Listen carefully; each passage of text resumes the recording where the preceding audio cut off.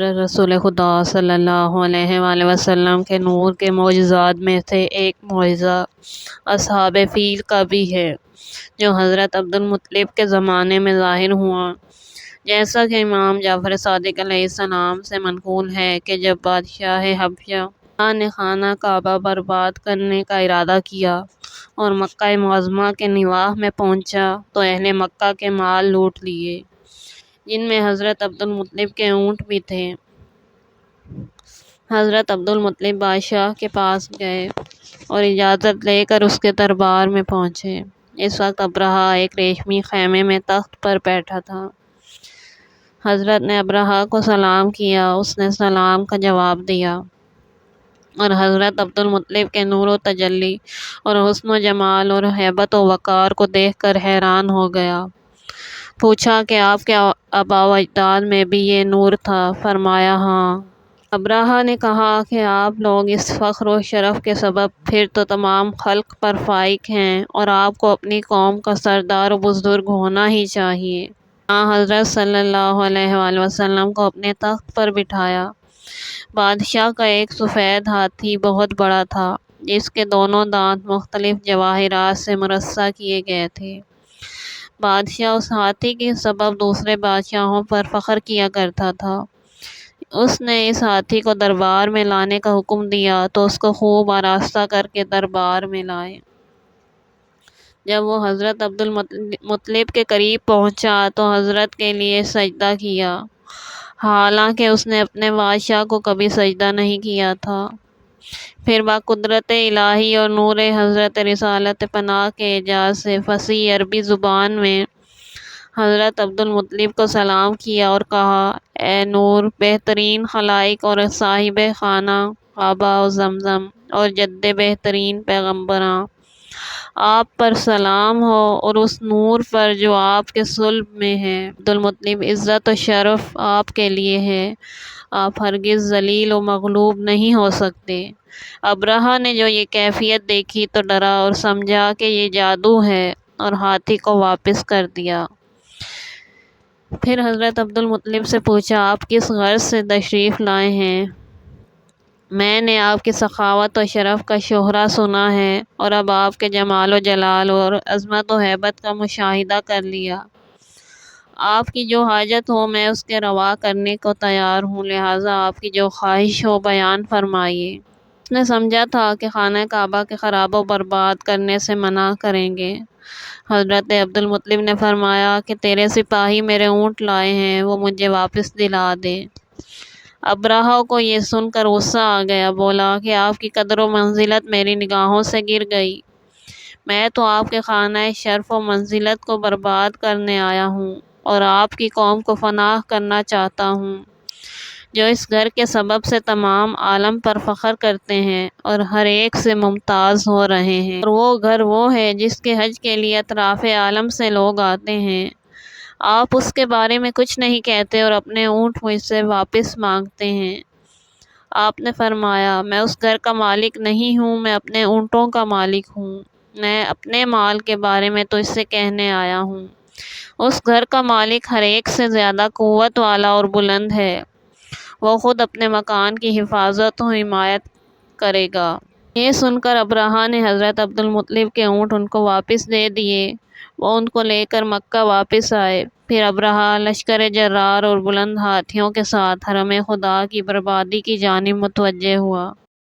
کعبہ کے قریب پہنچا، ہاتھی اس میں داخل ہونے سے رک گیا اور زمین پر لیٹ گیا۔ جب اس کو چھوڑ دیتے تھے تو وہ واپس ہو جاتا، جب اس پر جبر و سختی کرتے تو زمین پر لیٹ جاتا تھا۔ حضرت عبدالمطلب نے غلاموں سے فرمایا کہ میرے فرزند کو بلا لاؤ۔ وہ عباس کو لے آئے، فرمایا: اس کو نہیں، میرے فرزند کو لاؤ۔ وہ ایک ایک لڑکے کو بلاتے رہے اور عبدالمطلب فرماتے رہے: اس کو نہیں، میرے فرزند کو بلاؤ، یہاں تک کہ حضرت عبداللہ جناب رسول خدا صلی اللہ علیہ وآلہ وسلم کے والد کو حاضر کیا۔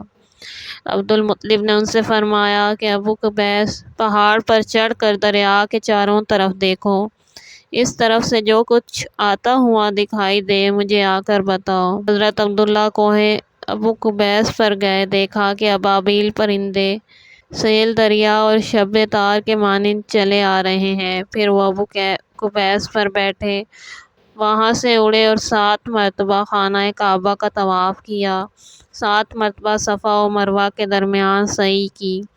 یہ دیکھ کر حضرت عبداللہ دوڑے ہوئے حضرت عبدالمطلب کے پاس آئے اور جو کچھ دیکھا تھا بیان کیا۔ حضرت نے فرمایا، اے فرزند، دیکھو کہ وہ پرندے اس کے بعد کیا کرتے ہیں۔ پھر عبداللہ نے دیکھ کر بیان کیا کہ اب وہ حبشہ کے لشکر کی جانب روانہ ہوئے۔ اس وقت حضرت عبدالمطلب نے اہل مکہ سے فرمایا کہ ان کے لشکر کی طرف جاؤ اور اپنے حصے کا مال غنیمت لے آؤ۔ جب اہل مکہ وہاں پہنچے، دیکھا کہ وہ سب سڑی ہوئی لکڑی کے مانند مردہ پڑے ہیں۔ ان طائروں میں سے ہر ایک اپنی چونچ اور دونوں پنجوں میں ایک ایک پتھر لیے ہوئے ہیں۔ ہر پتھر سے ایک ایک سپاہی کو مار ڈالتے ہیں۔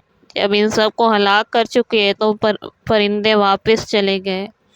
اس سے پہلے کسی نے ایسے طائر نہیں دیکھے تھے اور نہ بعد میں دیکھے۔ جب وہ سب ہلاک ہو چکے، عبدالمطلب خانہ کعبہ میں آئے اور اس کے پردے کو پکڑ کر چند اشعار پڑھے جن کے مضامین اس نعمت عظمیٰ کے شکر و حمد پر مشتمل تھے، اور واپس آئے۔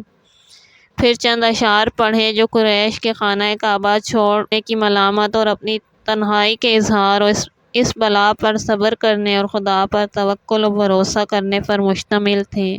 دوسری روایت میں ہے کہ جب لشکر مکہ کی بربادی کا ارادہ کر کے روانہ ہوا، حضرت عبدالمطلب نے اپنی قوم سے کہا، ابو قبیس پر جا کر دیکھیں اور خود کعبہ سے لپٹ کر نور محمد صلی اللہ علیہ وآلہ وسلم کے واسطے سے خدا کی بارگاہ میں تضرع و زاری کے ساتھ عرض کی کہ خداوندا، وہ گھر تیرا گھر ہے اور ہم سب تیرے عیال اور تیرے حرم کے رہنے والے ہیں۔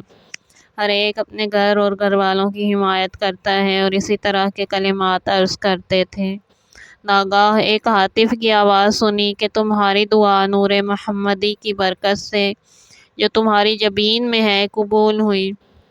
یہ سن کر حضرت نے اپنی قوم سے کہا، تم کو خوشخبری ہو کہ میں نے اپنی پیشانی کے نور کو دیکھا کہ وہ بلند ہوا، اور اس کی برکت سے تم نے نجات پائی۔ اسی اثناء میں لوگوں نے لشکر مخالف سے غبار بلند ہوتے دیکھا۔ جب غبار برطرف ہوا تو ہاتھیوں کو دیکھا کہ سر سے پیر تک لوہے میں چھپے ہوئے ہیں اور پہاڑوں کی طرح اپنے لشکر کے سامنے کھڑے ہیں، اور ہر چند ہاتھی والے ان پر جبر و سختی کرتے ہیں، لیکن وہ اپنے قدم کعبہ کی طرف نہیں بڑھاتے۔ جب ان کا رخ پھیر دیتے ہیں تو بہت تیزی کے ساتھ بھاگتے ہیں۔ اس وقت اسود نے کہا کہ ان ہاتھیوں پر ان لوگوں نے جادو کر دیا ہے، اور ابرہہ کو اطلاع دی کہ ایسا واقعہ رونما ہوا ہے۔ ابرہہ نے سنا تو اس کا خوف اور زیادہ بڑھ گیا۔ اسود کے پاس کہلا بھیجا کہ ہم نے مکرر تجربہ کیا، اب تجربے کے خلاف عمل کرنا عقل مندی نہیں۔ لوگوں کے پاس کئی قاصد پیغام صلح دے کر بھیجو، اور ہاتھیوں کا تذکرہ نہ کرنا، ورنہ ان کی جرأت اور ہمت بڑھ جائے گی۔ اور کہلاؤ کہ ہمارے جتنے آدمی ضائع ہوئے ہیں اتنے ہی اپنی قوم کے افراد ہمارے حوالے کرو، اور ہمارے عبادت خانے کو جس قدر نقصان پہنچایا ہے اس کا تاوان ادا کرو تو ہم واپس چلے جائیں۔ ابرہہ کے قاصد نے اسود کے پاس آ کر یہ پیغام دیا۔ قاصد نہایت دلیر و شجاع آدمی تھا، اس کا نام ہناتا تھا، اپنی شجاعت پر بہت مغرور تھا، تنہا لشکروں کا مقابلہ کرتا تھا، اس کی شکل و صورت نہایت مہیب تھی۔ اسود نے کہا، تو ہی اس قوم کے پاس جا کر یہ پیغام دے، شاید تیرے سبب سے ہمارے اور ان کے درمیان صلح ہو جائے۔ ہناتا نے کہا، جاتا ہوں، اگر انہوں نے صلح نہ کی تو ان سب کے سر کاٹ کر تیرے پاس لے آتا ہوں۔ جب وہ مکہ میں پہنچا اور اس کی نظر حضرت عبدالمطلب کے چہرے پر پڑی، عظیم دہشت اس پر غالب ہوئی اور وہ کانپنے لگا۔ جناب عبدالمطلب نے پوچھا، تو کس غرض سے آیا ہے؟ اس نے کہا، میرے مولا ابرہہ پر آپ کا فضل و شرف ثابت ہو گیا ہے، اب اس نے آپ کا حرم آپ کو بخشا اور چاہتا ہے کہ جس قدر ہمارے آدمی ضائع ہوئے ہیں آپ ان کا خون بہا دے دیجئے، یا اتنی ہی تعداد میں اپنی قوم کے آدمی دیجئے، اور ہمارے عبادت خانے کا سامان جو کچھ ضائع ہوا ہے اس کی قیمت ادا کر دیجئے۔ ہم اپنے لشکر کو لے کر واپس چلے جائیں گے۔ جناب عبد المطلب نے فرمایا کہ ہم کبھی کسی بے گناہ سے کسی مجرم کے عوض میں مواخذہ کرتے۔ عدالت و امانت ہماری عادت ہے، ظلم کرنے سے ہمیشہ ہم لوگ پرہیز کرتے ہیں اور حکم خدا کے خلاف کبھی نہیں کرتے۔ کعبہ کے بارے میں جو کچھ تو نے کہا تو میں کہہ چکا ہوں کہ وہ اپنا پروردگار رکھتا ہے جو اس پر قادر ہے کہ اس سے دفع ضرر کرے۔ خدا کی قسم مجھے نہ اس کی پرواہ ہے۔ حناطہ نے جب ایسی باتیں سنی غضبناک ہوا اور چاہا کہ عبد المطلب کو ہلاک کرے۔ حضرت نے اس کا گریبان پکڑ کر اٹھا لیا اور بلند کر کے زمین پر پٹکا اور فرمایا کہ اگر تو قاصد نہ ہوتا تو ابھی تجھ کو ختم کر دیتا۔ غرض حناطہ اسود کے پاس واپس آیا کہ ان لوگوں سے گفتگو کرنا بیکار ہے، مکہ خالی ہے، اس پر حملہ کرنا چاہیے۔ غرض وہ لوگ حرم کے نزدیک پہنچے۔ انہوں نے دیکھا کہ آسمان پر کچھ طیور بادل کی طرح ان کے سروں پر چھائے ہوئے ہیں جو چمگادڑ کے مانند ہیں، ہر ایک 3 کنکریاں، دونوں پنجوں میں اور ایک اپنی چونچ میں لیے ہوئے ہیں، جو مسور سے کچھ بڑے اور چنے سے چھوٹے ہیں۔ لشکر نے جب طائروں کو دیکھا تو ڈرے اور بولے کہ کیسے طیور ہیں کہ ہم نے کبھی نہیں دیکھے۔ اسود نے کہا خوف کی کوئی بات نہیں ہے، یہ چڑیاں سال میں ایک مرتبہ نکلتی ہیں اور اپنی کمان سے ایک تیر ہوا میں ان کی جانب پھینکا۔ بس وہ چڑیاں شور و غل مچانے لگی اور ایک منادی نے ندا دی کہ اے فرما بردار پرندوں، اپنے پروردگار کی اطاعت کرو جس پر مامور ہوئے ہو، کیونکہ ان کا کافروں پر خدا کا قہر و غضب شدید ہو چکا ہے۔ پھر ان چڑیوں نے کنکریاں مارنا شروع کی اور سب سے پہلی کنکری حناطہ کے سر پر پڑی۔